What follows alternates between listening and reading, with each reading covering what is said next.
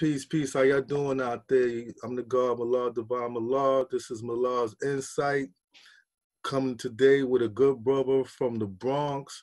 He's a community stakeholder and he's doing a lot of great things out there. I'm gonna let him introduce himself for y'all. Peace and blessings. My name is Darney Rivers, founder of a nonprofit organization called I Am My Community. And I My Community, we promote public safety through mental health awareness programs, parenthood programs, and we also got an anti-violence program, which means we promote peace everywhere around the world. But we also, somebody gets shot or killed or harmed in our community, we take it upon ourselves. We don't have nothing to do with the police besides the community affairs when we're dealing with the community. And we find out what happened to who and why. And we try to get, use our street credibility to get both sides together so that we can stop any type of further retaliation, any type of further chaos going on in our community. True indeed. Now, before we get to the community stakeholder part, you have a real interesting background. Like when hip hop, you from the Bronx, of course, the birthplace of hip hop. So tell us what your connection to that is, to hip hop. Well, I was born and raised in the Bronx, going on right now 52 years, thank Allah. And being out in the Bronx, man, I was born in 68, so in the 70s, it was a real strong, like, Latin and hip hop flow. We had all the break beats and all that started hip hop. And, I started off carrying records, man, like from the bottom. I had to carry the records upstairs, and then sooner or later, brother let me go to the jam, and I had to play the ropes and put the yellow tape up. So, I started from the bottom. And then I eventually, got into the Disco Fever rap contest, and I won. And I had a partner with me named L.A. Brew. Both, we went solo just to prove that, both of us was nice. And when DJ Starchild, rest in peace, found out that me and him was a group, because he seen us split money the first week I won, and we split money the second week. He like, y'all a group? We like, yeah. He like, well, y'all should be together, doing it. We like, yeah, we all together. But we just want to prove that both was nice. And you see, both of us came in first place. So he introduced us to Teddy Riley.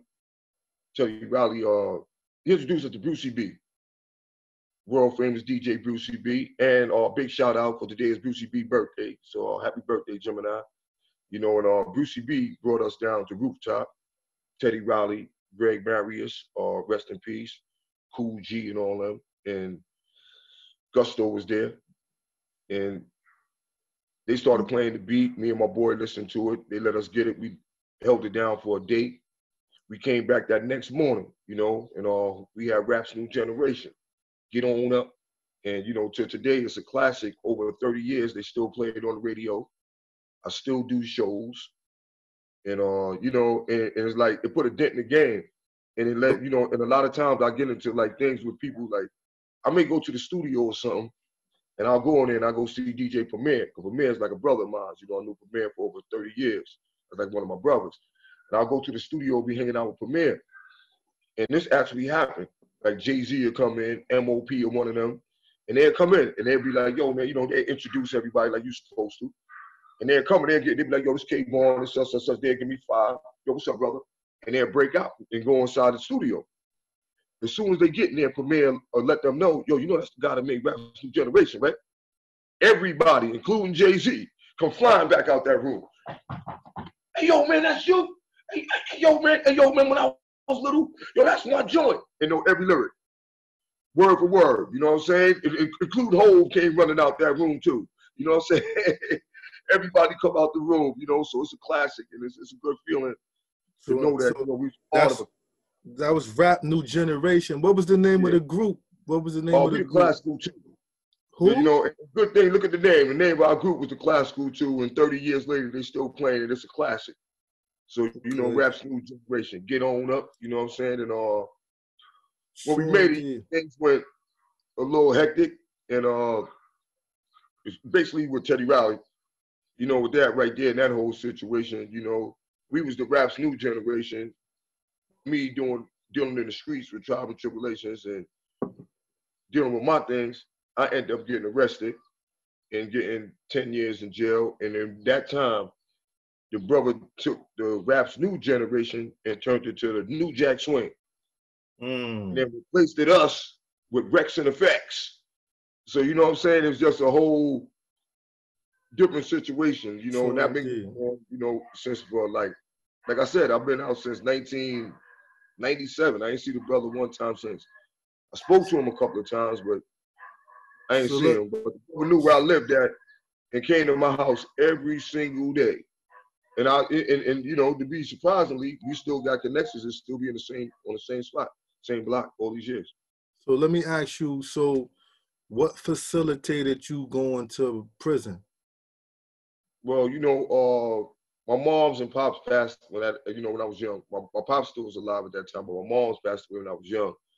So, you know, I was on like a suicide mission, really, where I felt like, you know, I didn't know no better, you know, because I was young, and that's why I teach a lot of the youth right now, and I spend a lot of time with them and let them know these things.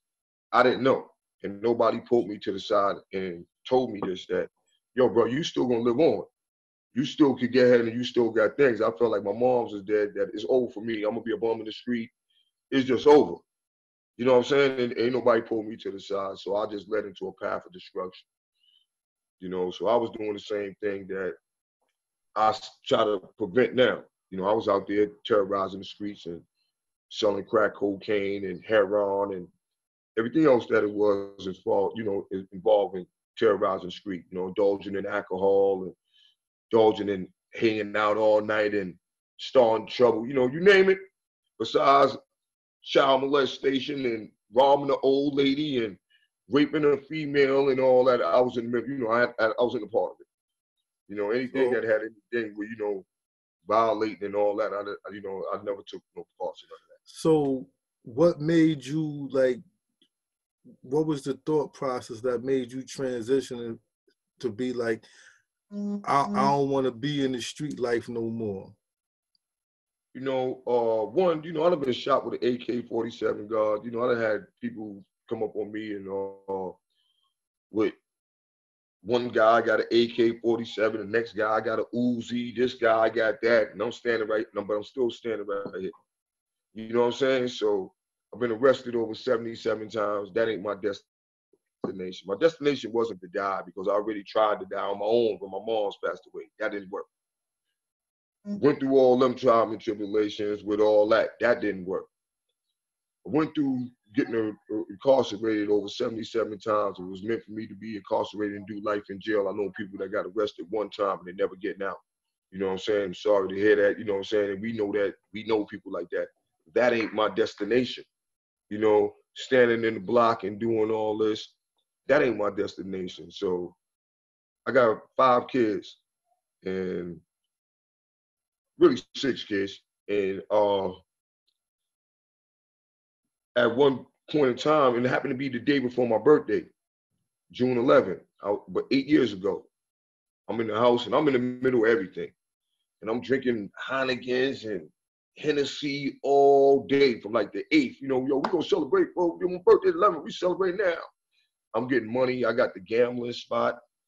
I got the weed spot. I got the crack spot. I got everything. I'm rocking. I went home that night. But on my way home, I was about to go see my baby mother that night. My daughter, my youngest daughter, Umeka. I was about to go see her. And I'm walking. And I had so much Hennessy inside my house, but for some reason, as I'm walking, I had a little nip in my pocket. And I'm walking, I drunk the nip. As soon as I drunk it, I was like, what the hell? It tastes like I was drinking acid or something, God. I looked at the bottle. I'm like, what the fuck? Somebody sold me some other shit? I threw it. I was on 182nd in Davidson. I'll never forget that. I was leaving my one of my big brother house, Big Slim, live on 183rd and between Davidson and Grant, 182nd. I was going back to his house too, but I was leaving to go see my little daughter before 12 o'clock. I walked, I threw the bottle. When I got to Burnside, I stopped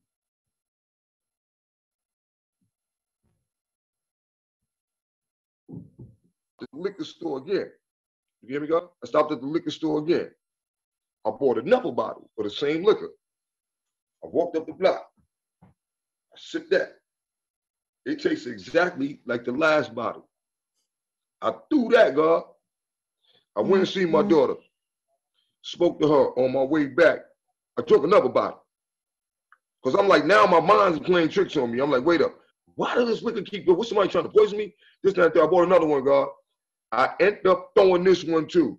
I got in Slim house. He thought I was lying. I looked at him. I said, yo, I'm done. He said, what you mean? I said, I'm done. I said, I'm going to rest, man. I said, anybody knock on the door? It wasn't 12 o'clock yet. It wasn't my birthday. It was like 10 something. I said, yo, I'm going to rest, man. And I stayed in Slim house. I said, anybody come here, do not wake me up. I'm done. He didn't know to the extent I meant done. He came because everybody kept coming to the house and they kept bringing big bottles of Hennessy and he kept waking me up and I kept telling them to put it on the shelf that he had in his house, a bookshelf. I said, oh, put it on the shelf, man. When I wake up, I'll holler at y'all. And they kept putting it on the shelf. I woke up that morning, Big Slim got up, he made some fish and grits and all that. And I said, Big Slim, I'm done. He said, what you mean? I said, yo, man, I ain't drinking no more. I don't want no more of that liquor. I said, I'm gonna take one bottle so I can put it in my house and I'm gonna give it to somebody. Later on in life, I said, yo, I'm not drinking no more. I'm not gambling no more. I'm not hanging out no more. I'm not selling no more drugs. I'm not doing none of that no more. And everybody thought I was bugging. He was like, yo, you wildin', man. Yo, man, go ahead, man, go back to sleep. You was drinking all night. I said, yo, I'm dead serious, bro. He said, yo, I said, dead serious. Now, all my friends like, yo, what's up, man? You got some beef?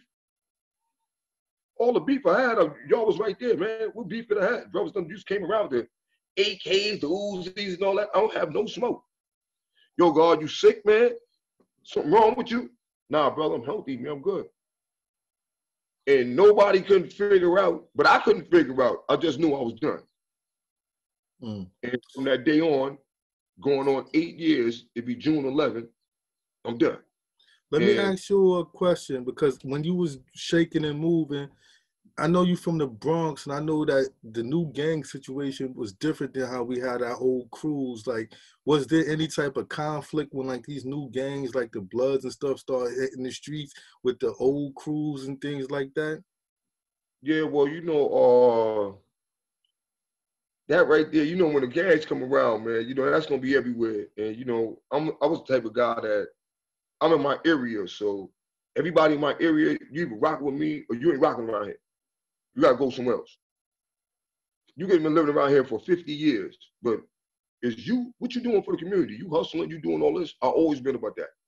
You over here and you profiting, but you going to Harlem, you live in Harlem, or you live in Brooklyn, or you live on the other side of the Bronx. You need to go over there and profit and hustle and do what you do where you from. You know what I'm saying? Or if you from here and you doing what you're doing, then you need to be making sure that the community are right, and ain't nobody getting beat up, ain't nobody getting stabbed or killed, ain't nobody coming from nowhere else harming nobody over here. And if you ain't doing that, I felt like a duty that when I was at that time, and my mentality that you gotta go. Because you gotta go. You know what I'm saying? So I was on that type of mentality, and I ended up in altercations with every gang you can name. You can't really name a gang that I didn't have an altercation with, but at the same token, to today, we have mutual respect. And most of them will say, because, yo, bro, you never went and got nobody. When you came back by yourself. Whatever happened was by yourself. And whatever we went through was by yourself. So it may have went down for a long time, but I was by myself. You know what I'm saying? So at the end of the day, mutual grounds came through. I'm talking about even Spanish gangs, man. Even the Spanish gang, everybody I had some beef with. Only gang, everybody. I can't even name a gang that I didn't really have no smoke with. You know, that come out and be like, oh, okay, we had some smoke with K-Bone. Yeah, you know what I'm saying? But later on in life, we squashed it, but yeah. So the fact that when you was in the streets and you had that type of mentality, like, yo, I still got to take care of the community. Do you think that played an part with the organization that you started? What's the name of your organization again? I Am My Community. Yes. And why did you name it that? Why that name? Like, I Am My Community. I really didn't. It's one of my little sisters named Misha. And, you know, she always came up to me and always like, yo, Mr. I Am My Community. Yo, Mr. I Am My Community. Mr. I Am My Community. She always called me that. You know, she always called me that. But, you know, and it's like, don't matter what area I go in. Because, you know, I'm from Washington 1702. from Morrison 170, from 192nd in Creston, 183rd in Creston, 183rd in Grand and Davidson. You know, all these areas you go at, and everybody will tell you that I always was a leader and always kept the block together. You know what I'm saying? You go to Washington Avenue and brothers will tell you we had the greatest tournaments that ever went down. You know, we got young brothers that went to college. We got young brothers that's in the NBA right now that, you know what I'm saying? Because you couldn't be down with me, even though I was doing what I was doing and I was a part of the gang and I was selling drugs. You can't be down with me in no gang or selling no drugs, boy. Right. Especially if you one of the youngest, you can't do that. I don't even want you in my gang. So I know damn well you ain't gonna be in somebody else's gang down the block and then think you're gonna be around me and in my house and all that, because I invite all the youngest in and, you know, my baby moms cook for them and y'all brothers can come up here, you know. Yo, we gonna play video games and whoever lose doing 25 push-ups, brothers will tell you to today, the first person they ever worked out was in that house. Brothers coming out like this right now. They did. You be like, yeah, remember we used to give you that house therapy. Like, yeah, boy, we come to your house. And, yeah, you know, and always made everybody feel like acceptable. True indeed. So from the lowest dude, I get it. Even when I was hustling, I had $40,000, $50,000 in my pocket. You will still find me hanging out on the corner, chilling out with the brothers in front of the liquor store, hanging out with the brothers right there. So, you know what I'm saying? I always treated people as equal, like, you know, love people. And okay. I've always been like that. You know, I never judge people on how much money you got, how much jewelry you got, or what you going through, because we all go through trials and tribulations. True indeed. You know what I'm saying? And sometimes the guy with all the money is the guy, you know, it's a saying I used to say that one of my brothers, Logan, rest in peace, and he was a guy that used to drink all the time, be in front of the liquor store. And he used to love when I said, he'd be like, okay, man, say that saying again, say that saying again. Because I was hanging out with him one day, and all the guys in front of the liquor store, you know, I had all my big chains on. And a dude that knew me, one of my brothers, felt that they had, you know, that they could just jump out their car and run down and go, yo, K, what's up, man? Yo, I see you doing your thing. You be getting money. Why are you hanging out with all these bums? And not only did they feel offended, I felt super offended because I felt like these are my peoples. And I hang out with them all the time. You know, these dudes that watch my back, these dudes that protect me, that, you know what I'm saying, if we go down, they're going to protect me, man. You know what I'm saying? They're going to go all out with me, regardless of what status you put them on. So I looked at him, and Logan loved this status. And I told him, I said, yo, I'd rather eat crumbs with the bums than eat steaks with the snakes. And he said, yo, what you saying? You saying I'm a snake? I said, yo, the shoes fit weird, man. But yo, other than that, man, just get out my business, man. Why you in my business for? True indeed. You know, because I felt offended because everybody that was right there in that circle felt offended. Okay. And a lot of them used to ask me, yo, man, why you come over here and hang out with us? Yeah. And I had to let them know that, yo, homie, ain't no difference between you and me. You know what I'm saying? True human being. So let me ask you this, progressing it forward. Like, how long have you been working with I Am My Community? Like, well, officially Well, I first started working out with Cure Violence. And, you know, I was working out the Cure Violence with Bronx Violence Against. Could you tell people, because a lot of people, I don't know if that's just a New York thing, but a lot of people might not know what Cure Violence is. So could you explain it in as brief as possible? Well, Cure Violence is a program that was started in Chicago. And it's originated in Chicago, and it's supposed to be stopping gang violence and stuff like that in Chicago. So it's started by a guy named Dr. Gary Slutkins. And Gary Slutkins is a Caucasian guy, but he's from South Africa. And he came to America to go to college and all that. And at that time in South Africa, it was the HIV and the AIDS epidemic was killing up everybody. So when he finished college, he went back to South Africa. And when he was asking for everybody, yo, where's Tito? Where's this guy? Where's the guy? He was like, he died. He died. What he died of? He died of AIDS, HIV. He died of AIDS. Everybody, like, and then he said, yo, show me a map. So they showed him a map, and the map had all these red dots on it, all the people that died all over South Africa. So he stayed in South Africa for 10 years, and he tried to figure out how could he stop the spread. So he figured out that he could get the people, you know, the closest person to the problem is the closest person to the solution. You know what I'm saying? So he got the people that was in the village and got them to go in the village and to bring awareness to the community like I'm doing, and bring awareness to the community and let them know you know what I'm saying, the dangers of having unprotected sex and sharing needles and doing the things that was bringing them at risk of catching HIV that was going on to be AIDS. So after 10 years, the count went down in South Africa dramatically. So then he said, well, I can leave now. Y'all already got the system. Y'all know what to do. You send the people in the community in there. That was done. He left and came back to Chicago now because he wanted to come back where he lived at, you know what I'm saying, where he started his new life. He came to Chicago, and then again, he started asking for all his friends that he went to school with. What happened to this guy? Yo, he died. What happened to this guy? He died. What happened to this girl? She died. What happened to this guy? He died. But the difference between HIV and AIDS this time was that they all died from gun violence. So he was like, man, everybody I asked for died of gun violence. He said, yo, let me see the map. And when they brought him the map, he looked at the map and said, this looks like the same map when I went to South Africa, when I went back home. He said, y'all don't have a crime problem. Y'all have a sickness. This is a sickness, man. Y'all have a disease. Like the way that HIV is spreading, this is the same way violence is spreading. If you allow it to continue, it's going to spread from one community to the next community to the next community. And seeing that, as you can see, just 2 days ago, they beat somebody around your block up that you knew for a long time, over a couple of decades. And the community and the police don't have the bridge. So that's where the credible messenger is important. And that's where you got to step up and be a credible messenger. But then now, when you be a credible messenger, like the Chicago brand and everybody else, because, you know, New York is doing what Chicago is doing. But, you know, you ask me, New York is different than Chicago. You know, Chicago got gangs where you may have to go and be like, well, I can't do nothing. I got to go over here because the Gangster disciples is over here. Or the Latinists is over there. Or you know what I'm saying? Or the GBs or whoever's over there, whatever the gangs may be. And it's a whole big organization that's running that. Whereas you go to New York City, and I may live on a block, like I just told you, I was in the projects. And we had all the gangs right there, but nobody down with me was in no gang. But then at the end of the day, we got our own building thing. You know what I'm saying? We the 1451 crew.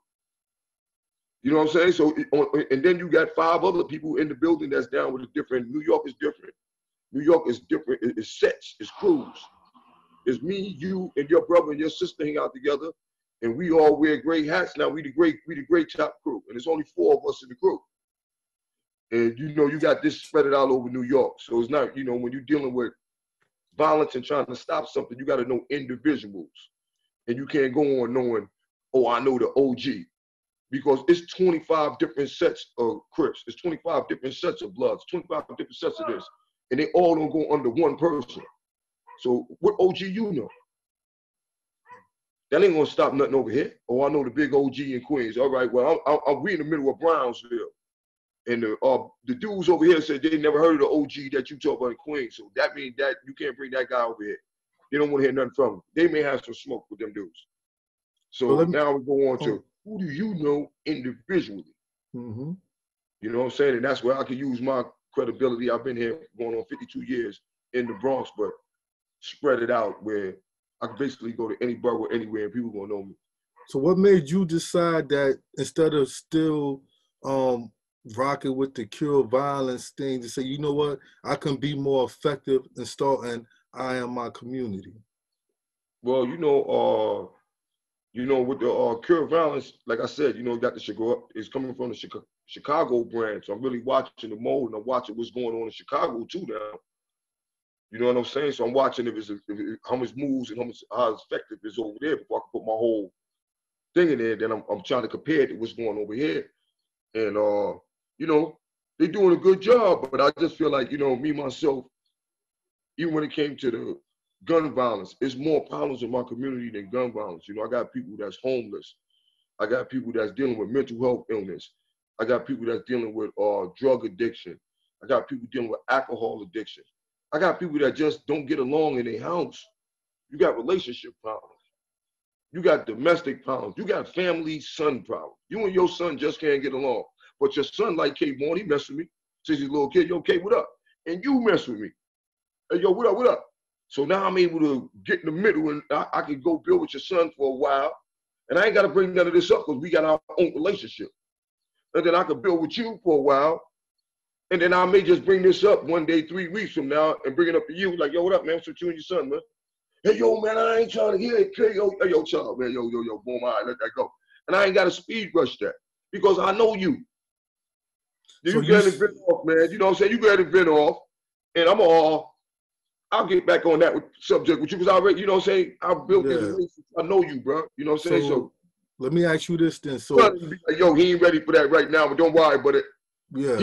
Next week I'll call him and we get this together, you know? Yeah, let me ask you this then. So you think that the problems that faced New York like was more it was more dynamic than just per se gun violence. And you feel most definitely. We got so many homeless people. It's out. Yo, pardon me for cutting your wisdom, God. Finish your wisdom. So you see that you saw that, you know, the better to serve the needs of your community, you had to create a different vehicle. Yeah, but when I was trying to bring this to the bigger circles, they wasn't really saying that because, you know, a lot of people, you know, they focus on a job. So if your job is saying that this is what you're supposed to be doing, this is what you're supposed to be doing. But I'm a person that I feel like if my job telling me that I'm supposed to be doing this, I'm going to do that, but I'm going to try to better the situation for me and my job. So I'm going to try to add and I'm going to try to network some more, meet a couple of people. I'm going to try to do this and try to do this to make the job easier for me and make the job better for everybody so everybody could appreciate the job, you know? True. A lot of people just tunnel vision, and because they said you heard guns or you heard violence, that's what you're supposed to be just doing and not taking it as I'm a credible messenger and I'm a person that people is coming up to, a person that people is trusting. So I may be the one that's dealing with guns, but I know the God divine, and I'm gonna give you his number. First, I'm gonna build with him and see if it's all right with me to give you the brother, you know what I'm saying? And I know the God this, and I know this, and that, third. Or I know the sister, Shaniqua, or I know the person over here that deal with the health, and I'm able to plug you in and network into that. And it shouldn't be hurting me or the job. It should be making the job more stronger. You know, but when you try to put a lid on that, then you just trying to, you know, I gotta move on, you know. But my community is more, put it this way, I want my community and my community with me. And that's why a lot of people ask me on a lot of things that I still really ain't get major funding. Let me ask you this before you go to the funding part, because it's going to tie into the funding part. You know how in the 60s or after the late 60s, early 70s, when they came with all the poverty programs, right? The Have You Act and all that type of stuff, you had what they call poverty pimps popped up to get some of that grant money. You know, they didn't have the community. So do you see that? Do you see that now? Like, because to me, it seemed like, you know, working with our communities and stuff has become commercialized. Like, you see what I'm saying? So do you think that same mentality amongst a certain section that's in the same space is like got poverty pimp mentalities? Well, I'm not gonna say I think, I'm gonna say that I know. I'm gonna tell you like this, it's millions and millions of dollars going around New York City, right? I done got, look, I go to Albany, everybody know me. I go to this, I got proclamations from the House Assembly, House of Senate, from every politician in the Bronx, man. I ain't get a dollar from none of them. So if you believe in me so much, how much do you believe in me? I could pull out a stack of plaques right now where they all will come out and honor me. I could tell you like this, my program, I haven't got a penny. And I can name programs that got millions and millions and millions and millions of dollars, brother. I haven't got one penny. But at the same token, I'm also a part of making it, bringing the world and introducing them to who Miss Claudette Cloven is. Making Miss Claudette Cloven, who was the first person who refused to ride on the back of the bus 9 months before Miss Rosa Parks. In New York State, on March 3rd is Miss Claudette Cloven Day. With no money, I'm a part of that. In Alabama, where it started at, they accepted that. In Alabama, it's Miss Claudette Cloven Day. I did that with no money. Right now, it's a brother named Unique. You probably know him. He had the Club 2000 back in the days, Club 2000. He made the record, hey, yo. I don't know him personally, but I'm like, y'all older than me, so we different generations. but I know what you're All talking right, about. well, that brother had life without the possibility of parole, right? He was in jail for 25 years, 27 years, 25 to 27 years, right? He just got out Saturday. That brother put me on the job, and I got in the job with other people, and we started making moves, and we got 2.5 million signatures to bring to DC. I'm doing this with not a penny. So all the things that, you know, between my community giving me and helping me, not no politicians put no money in my pocket, because they see the power that I got. And they see not only that, we changed laws. We got a law that when, say the store owners, say you got a mom and pop store downstairs in the store for 20 years in the buildings. Now the property owner want to sell the whole building. He can't sell that building without coming to you first and asking you if you have enough money to buy that building. And if you say no, then he got to give you enough time so that you can go to see if you can find somebody that want to buy the building so that you can maintain your property. You seen what they did to all the people in Washington Heights? When they sold all the property, they was making, all they was giving you was a U-Haul truck, and you got 60 days to move everything in a store that you have in your livelihood for your family for the last 30 years, and you got 30 days to move out.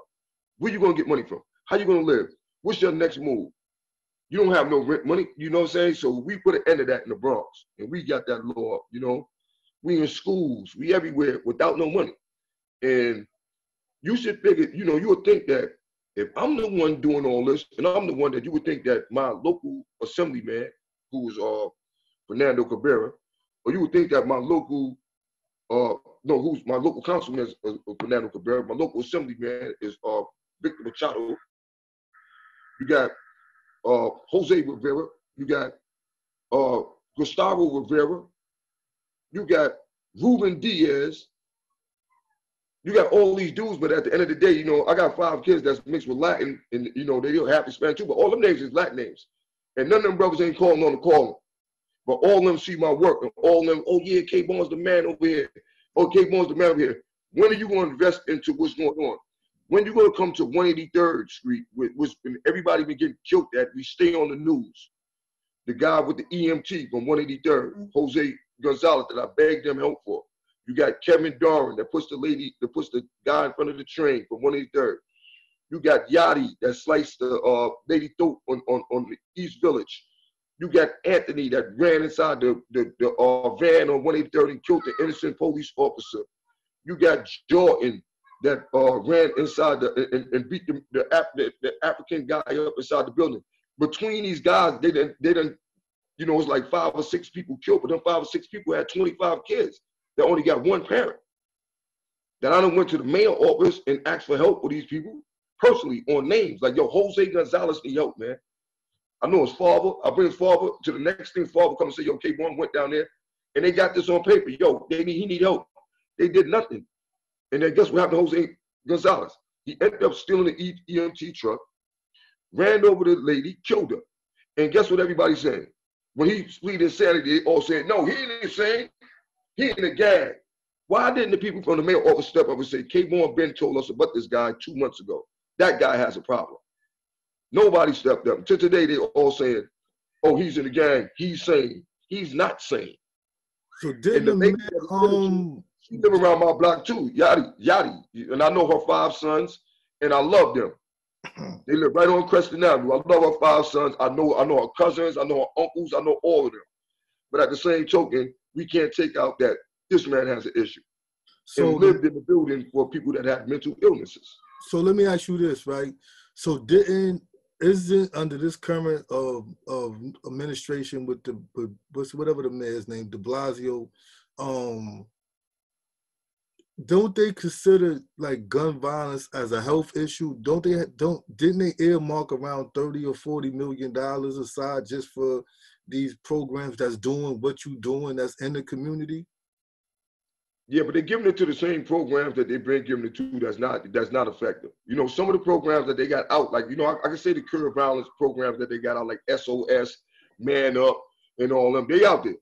You know, big shout out. They got another crew of my boys that's out in, damn, I gotta remember, Far Rock. They're in Far Rockaway. I can't remember their whole name, but, you know, Mustafa and all them brothers is out there. You know, and I watch the work that they do. They out there. But as far as like the connection, whereas the law and the support supposed to be put behind them is not. Because they could get in trouble just as well as anybody else. And they should be, you know, they should like, yo, why are you coming over here trying to arrest me? And I'm trying to stop 9 people from getting killed.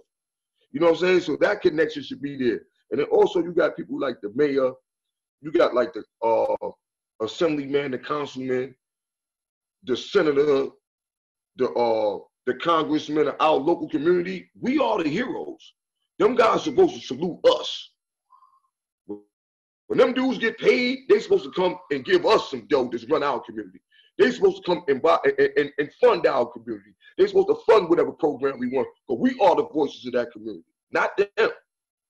Not them. Nobody know them in the community. I could spend with any politician right now, any politician in the Bronx. I could spend with them, and I guarantee you that I know more people than them. Without me saying anything, I guarantee you I walk down the block with them on any block that they want to walk on. In the Bronx. I'm the unofficial mayor of the Bronx. Any block they want to spend in the Bronx. I'm talking about from Throgs Neck to Riverdale to 138th Street in Bronx to High Bridge to King Bridge. Me and them spend any block. I guarantee you see people in cars and all that. Like, yo, K. Spanish, white, Chinese, African, all descendants. Oh, man.